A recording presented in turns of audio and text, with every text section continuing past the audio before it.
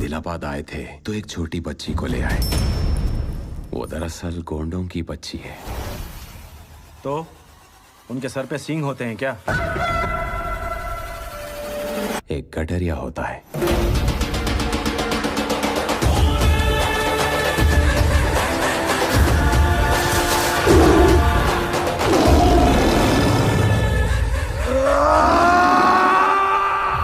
शेर को पकड़ने के लिए शिकारी चाहिए।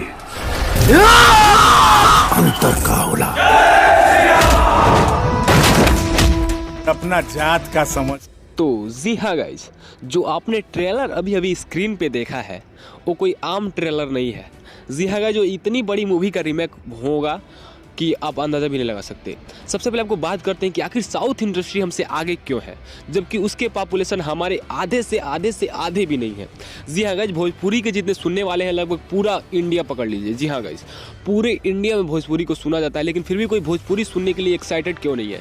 जबकि तमिल जो है उसका केवल छोटा सा आबादी है, लेकिन फिर भी उसका इतना ज़्यादा व्यू पॉपुलेशन है कि बॉलीवुड को पीछे छोड़ रहा है। जी हाँ गाइज, उसका केवल एक ही कारण है। जी हाँ गाइज, आपने देखा होगा कि जो इसमें फिल्म में काम किया है NTR, और जो इस फिल्म के सबसे बड़े जो स्टार हैं दोनों यही है, NTR और उसके रामचरण। जी हाँ गाइज, रामचरण और NTR कितने बड़े स्टार हैं हमें बताने की कोई जरूरत नहीं है। वो चाहे तो सिंगल दम पे भी बहुत बड़े बड़े फिल्म हिट किए हैं और कर सकते हैं, लेकिन नहीं, उनको अपना फिल्म केवल हिट नहीं करना है, उनको पूरी अपनी तमिल इंडस्ट्री को हिट करना है और अपने पूरे जितने फैंस हैं उनको दिखाना चाहते हैं कि हम कुछ बड़ा कर रहे हैं। जी हाँ गाइज, लेकिन भोजपुरी में क्या है, एक दूसरे से इनका फैन अलग है और इनका फैन अलग है। कुछ ऐसा है, इनके बंटवारा हो चुका है। जी हाँ गाइज, इनके फैंस में बंटवारा है। वो केवल कुछ ऐसे यूट्यूबर को ऐसा हुआ है ना, जो कि कुछ औकात उनका है नहीं, लेकिन बंटवारा कर दिए हैं।